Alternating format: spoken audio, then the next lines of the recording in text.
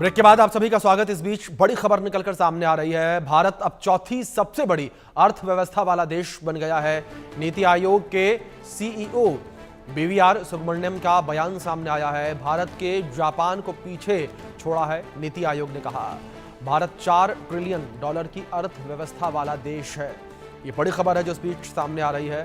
नीति आयोग के CEO BVR Subramaniam का ये बड़ा बयान सामने आया है। भारत अब चौथी सबसे बड़ी अर्थव्यवस्था है। तो भारत लगातार जिस तरीके से प्रगति कर रहा है तो इससे भारत की अर्थव्यवस्था में भी सुधार लगातार देखने को मिल रहा है। ये बड़ी खबर जो इस बीच सामने आ रही है। तो ये बड़ा बयान सामने आया। नीति आयोग के सीईओ बीवीआर सुब्रमण्यम का बयान सामने आया। भारत ने जापान को पीछे छोड़ा, नीति आयोग ने कहा ये। तो इस बीच हमारे साथ जाने माने अर्थशास्त्री आकाश जिंदल जी जुड़ गए हैं, सीधे उनका रुख करेंगे। आकाश जी, सबसे पहले तो बहुत स्वागत है आपका इंडिया न्यूज पर। और सर, मेरा पहला सवाल आपसे यहाँ पर यही है कि जिस तरीके से भारत की प्रगति है, इस प्रगति को आप किस तरीके से देखते हैं और कौन से सेक्टर का सबसे बड़ा योगदान आप मानते हैं कि आज हम चौथे नंबर पर पहुंचे? देखिए, मेरा चेहरा आपको बता रहा होगा।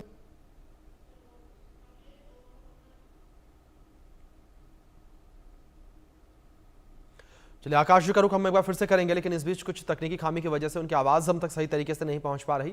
लेकिन एक बड़ी खबर जिस तरीके से निकलकर सामने आई है, भारत की अर्थव्यवस्था जो है वो अब चौथे पायदान पर पहुंच चुकी है। ये बड़ी खबर जिस तरीके से निकलकर सामने आई है और लगातार ये कहा जा रहा है कि जिस तरीके से भारत लगातार प्रगति कर रहा है, लगातार तमाम जो सेक्टर है उनमें काम हो रहा है, उसे अगर उसी गति से चालू रखा जाएगा तो भारत जल्द ही विश्व की तीसरी सबसे बड़ी अर्थव्यवस्था बनकर उभरेगा। ये बड़ी अपडेट आप तक पहुंचा रहे हैं जिस बीच सामने आ रही है। भारत विश्व की चौथी सबसे बड़ी अर्थव्यवस्था बना है। ये बड़ी खबर जिस बीच सामने आ रही है। भारत जो है वो चौथी सबसे बड़ी अर्थव्यवस्था विश्व की बना है। ये बड़ी खबर जिस बीच सामने आ रही है। और भारत $4 ट्रिलियन की अर्थव्यवस्था वाला देश है। नीति आयोग के सीईओ बीवीआर सुब्रमण्यम का बयान सामने आया। भारत अब चौथी सबसे बड़ी अर्थव्यवस्था वाला देश है। नीति आयोग के सीईओ बीवीआर सुब्रमण्यम का ये बड़ा बयान सामने आया है। और भारत ने जापान को पीछे छोड़ा है। जापान को पछाड़कर हम अब आगे निकल आए हैं। नीति आयोग के सीईओ बीवीआर सुब्रमण्यम का बड़ा बयान ये सामने आया। ये बड़ी खबर जिस बीच सामने आ रही है। भारत ने जापान को पीछे छोड़ा, नीति आयोग ने कहा ये। भारत $4 ट्रिलियन की अर्थव्यवस्था वाला देश है। नीति आयोग के सीईओ बीवीआर सुब्रमण्यम का ये बड़ा बयान जो सामने आया है। नीति आयोग के सीईओ का ये बयान सामने आया है। ये बड़ी खबर है जो इस बीच निकलकर सामने आ रही है। इस तरीके से भारत ने जापान को पीछे छोड़कर अर्थव्यवस्था जो है विश्व में चौथे नंबर पर भारत की पहुंची है अब। और जिस तरीके से भारत लगातार तेज गति से विकास कर रहा है, जानकारों का ये कहना कि भारत जल्द ही तीसरे पायदान पर पहुंचेगा और विश्व की तीसरी सबसे बड़ी अर्थव्यवस्था बनने की ओर भारत लगातार अग्रसर है। तो बड़ी खबर जिस बीच सामने आ रही है। और भारत चौथे पायदान पर जिस तरीके से पहुंचा है और विश्व की चौथी सबसे बड़ी अर्थव्यवस्था वाला देश अब भारत बना। ये बड़ी खबर जो इस बीच सामने आ रही है। एक बड़ी जीत ये भारत की जिस तरीके से बताई जा रही है। लगातार जिस तरीके से विकास की गति जो है वो देखने को मिल रही है, इसके आधार पर भारत की अर्थव्यवस्था में लगातार सुधार देखने को मिल रहा है। $4 ट्रिलियन की अर्थव्यवस्था वाला देश जो है वो भारत बना। जापान को पछाड़कर भारत चौथे नंबर पर है अब। और जल्द ही भारत तीसरे पायदान पर पहुंचेगा। ये बड़ी खबर जो इस बीच सामने आ रही है। जल्द ही भारत जो है वो तीसरे पायदान पर पहुंचेगा। तीसरे पायदान पर भारत पहुंचेगा। विश्व की तीसरी सबसे बड़ी अर्थव्यवस्था भारत की होगी। ये बड़ी खबर है जो इस बीच सामने आ रही है। और अब चौथी सबसे बड़ी अर्थव्यवस्था वाला देश भारत बन गया है। नीति आयोग के सीईओ बीवीआर सुब्रमण्यम का ये बयान सामने आया है। भारत ने जापान को पीछे छोड़ा है। भारत $4 ट्रिलियन की अर्थव्यवस्था वाला देश है। नीति आयोग के सीईओ का ये बयान सामने आया। भारत अब चौथी सबसे बड़ी अर्थव्यवस्था वाला देश है। नीति आयोग के सीईओ बीवीआर सुब्रमण्यम का बयान है ये। भारत ने जापान को पीछे छोड़ा। भारत $4 ट्रिलियन की अर्थव्यवस्था वाला देश है। बड़ी खबर जिस बीच सामने आ रही है। भारत अब चौथी सबसे बड़ी अर्थव्यवस्था वाला देश है। नीति आयोग के सीईओ का ये बयान जो है वो सामने आया है। भारत ने जापान को पीछे छोड़ा है। भारत 4 ट्रिलियन डॉलर की अर्थव्यवस्था वाला देश है। ये बड़ी खबर जिस बीच सामने आ रही है।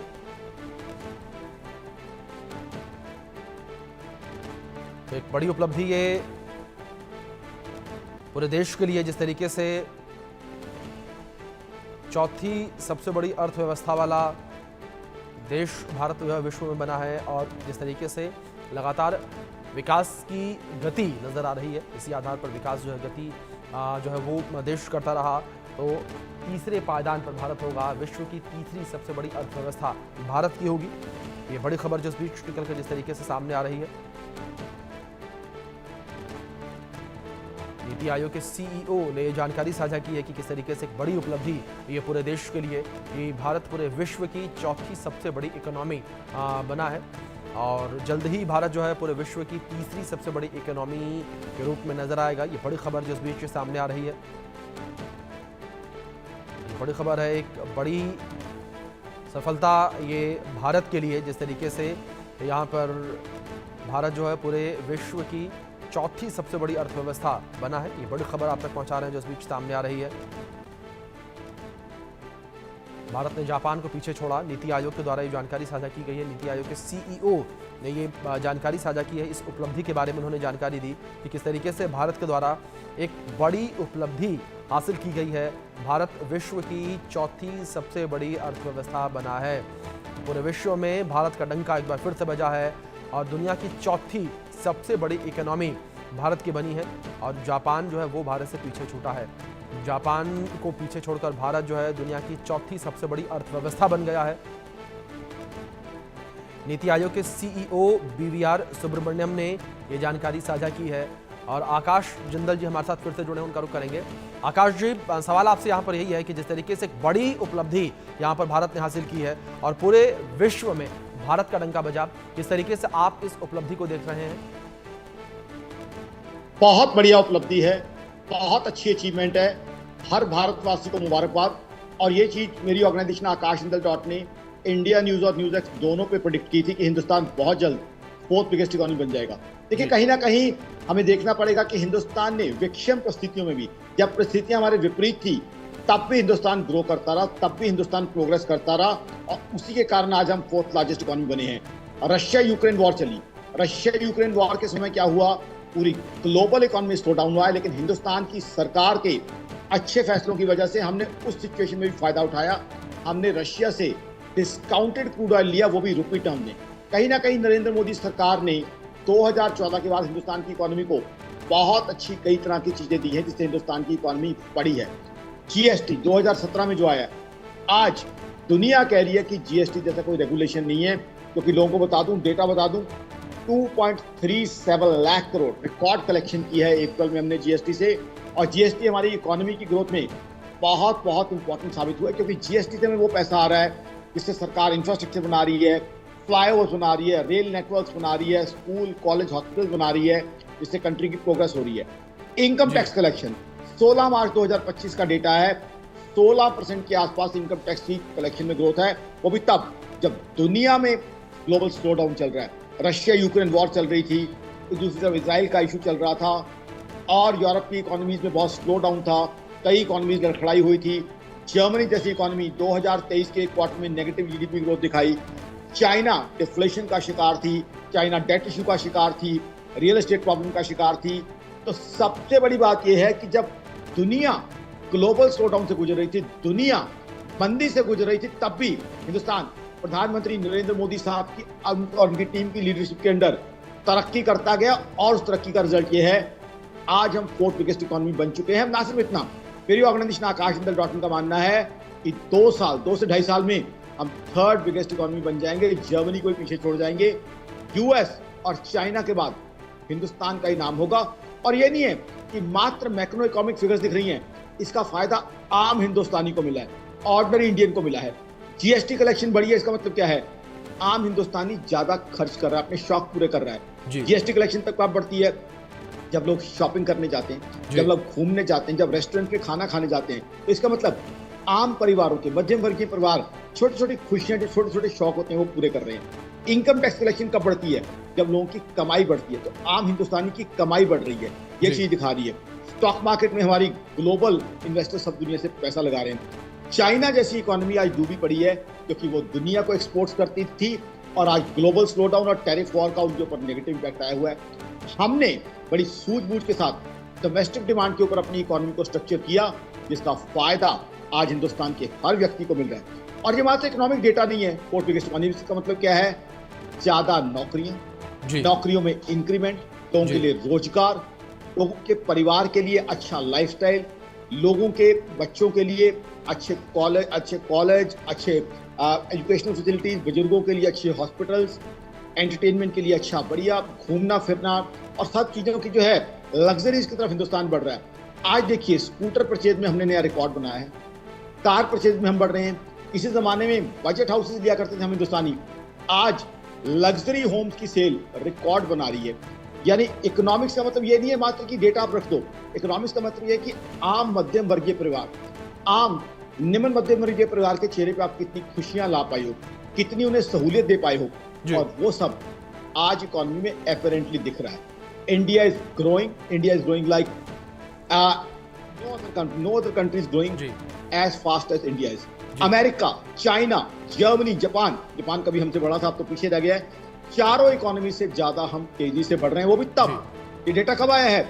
जब पाकिस्तान जैसे कंट्री ने हमारे खिलाफ दहशतगर्द भेजे। ऑफ कोर्स हमारी शौर्यवान सेना ने उन दहशतगर्दों के ठिकानों को नष्ट किया, उसमें भी हमारा एफर्ट लगा, उसमें भी हमारा पैसा लगा, लेकिन उसके बावजूद हम फोर्थ बिगेस्ट इकोनॉमी बने। आकाश जी, अगर किसी एक सेक्टर को लेकर बात की जाए, जिस तरीके से आप लगातार इन तमामातों का जिक्र कर रहे हैं, कौन सा वो सेक्टर रहा जिसने महत्वपूर्ण भूमिका निभाई है भारत को चौथे पायदान पर पहुंचाने के लिए? देखिए, जब भी इकोनॉमी चलती है मेरे दोस्त, कोई एक सेक्टर नहीं चलता, सारे सेक्टर्स का कॉम्बिनेशन होता है। बट फिर भी अगर आप सेक्टर्स की बात करें तो प्रधानमंत्री मोदी साहब ने एक सेक्टर के ऊपर बहुत जोर दिया है, मैन्युफैक्चरिंग। प्रधानमंत्री साहब ने, आपने शुरू से सुना होगा, मेक इन इंडिया, आत्मनिर्भर भारत, मेक फॉर वर्ल्ड, ये चीजें प्रधानमंत्री साहब ने रखी कि मेक इन इंडिया को हम रखें आगे, दुनिया के लिए हम मैन्युफैक्चरिंग करें, आत्मनिर्भर भारत। तो उसके चलते हुए मैन्युफैक्चरिंग में हम बहुत आगे बढ़े हैं। आज डिफेंस बिल्कुल आकाश जी, अगर बात मैन्युफैक्चरिंग को लेकर करें तो मैन्युफैक्चरिंग में भारत जो है लगातार तेजी से आगे बढ़ भी रहा है। मैं आपसे रिक्वेस्ट करूंगा कि प्लीज आप मेरे साथ बने रहें। एक बार अपने दर्शकों को हम नीति आयोग के सीईओ बीवीआर सुब्रमण्यम जी ने क्या कुछ कहा वो सुनवा देते हैं। The largest economy as I speak. We are a $4 trillion economy as I speak. And this is not my data, this is IMF data. India today is larger than Japan.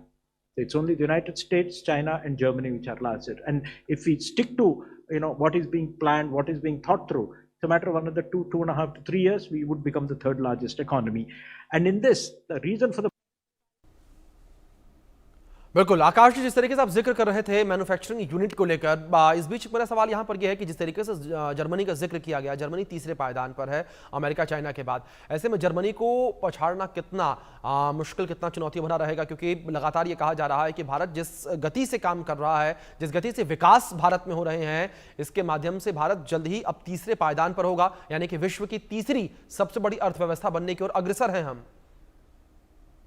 Abhishek ji, आपने तो मेरे मन की बात छीन ली। बहुत ही क्वालिटी आपने प्रश्न पूछा है। जब से डेटा है, this is the best question somebody has asked me, मेरा चौथा शो है तब से।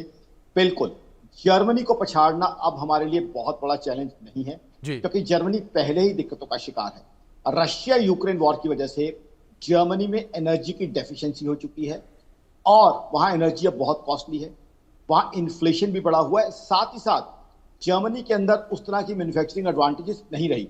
कभी जर्मनी जो है ऑटोमोबाइल्स के मैन्युफैक्चरिंग के लिए बहुत आगे माना जाता था, बट अब उस तरह की स्ट्रेटेजिक एडवांटेजेस उनके पास नहीं रही। जर्मनी का अगर आप पिछले 5 साल का ग्रोथ देखें, हिंदुस्तान की जीडीपी ग्रोथ के मुकाबले उनका ग्रोथ बहुत कम है जी। फिर एनर्जी इंपोर्ट्स के ऊपर जो उन्होंने डिपेंडेंस रखी, रशिया की एनर्जी पर अपने आप को डिपेंडेंट किया, उसने जर्मनी की इकोनॉमी को बहुत नुकसान किया है। जर्मनी का स्पेसिफिक डेटा पूछे तो 2023 के एक क्वार्टर में जर्मनी की जीडीपी ग्रोथ नेगेटिव में, जी हाँ, माइनस में गई है। वहीं आप हिंदुस्तान का डेटा लीजिए, 2023-24 रिवाइज हुआ डेटा 9.2% की जीडीपी ग्रोथ हमने दिखाई है। तो ऑलरेडी जो आप बात कह रहे हैं बहुत सही डायरेक्शन में आप जा रहे हैं अभिषेक जी। ऑलरेडी हम जर्मनी की इकोनॉमी के मुकाबले बहुत बहुत तेजी से बढ़ रहे हैं। इसीलिए मैं आपकी बात का समर्थन करता हूं। I think it's going to take around 2 and 2.5 years for us to cross Germany, क्योंकि सारा का सारा यूरोप कहीं ना कहीं स्लो डाउन का शिकार है। रशिया यूक्रेन वॉर की वजह से जर्मनी की इकोनॉमी पे काफी असर पड़ा है। फिर उस तरह का वहां पे जो है अब एपिटाइट भी नहीं है चीजों की यूजेज के लिए। एक्सपोर्ट पॉलिसीज उनकी बहुत ज्यादा एक्सपोर्ट ड्रिवन नहीं है। और हिंदुस्तान मैन्युफैक्चरिंग में आगे क्यों बढ़ रहा है? क्योंकि हमारे पास वायबल कॉस्ट पे बहुत बड़ी मैन्युफैक्चरिंग के लिए वर्क फोर्स है। आज हिंदुस्तान के अंदर बाहर की कंपनियां क्यों बना रही हैं? एप्पल जैसी कंपनी और बहुत सी तमाम कंपनियां हिंदुस्तान में आके मैन्युफैक्चरिंग क्यों कर रही हैं? क्योंकि हमारे पास टैलेंटेड वर्क फोर्स है जो एक वायबल प्राइस पे, जायज प्राइस पे काम करने को तैयार है। वो जर्मनी में नहीं है।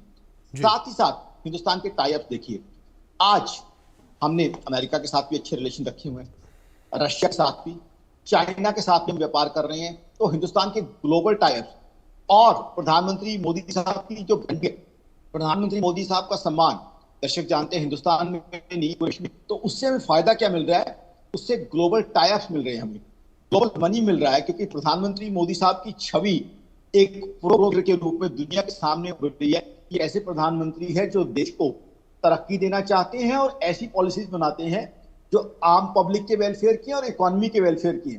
साथ ही साथ प्रधानमंत्री मोदी साहब और उनकी टीम ने जो पॉलिसीज निकाली है ईज ऑफ डूइंग बिजनेस, जिस तरीके से विदेशियों को हमने आमंत्रित किया है कि आइए यहाँ पे आप मैन्युफैक्चरिंग कीजिए या यहाँ पे आप पोर्टफोलियो इन्वेस्टमेंट कीजिए, उससे विदेशी भी हमसे इंप्रेस्ड हैं। इसीलिए देखिए एफडीआई लगातार यहाँ आ रही है, जबकि चाइना में ऐसा नहीं है।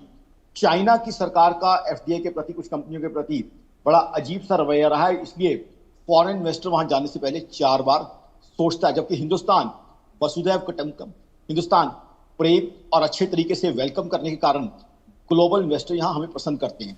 साथ ही साथ जर्मनी के पास वो नहीं है जो हमारे पास है, स्टार्टअप्स।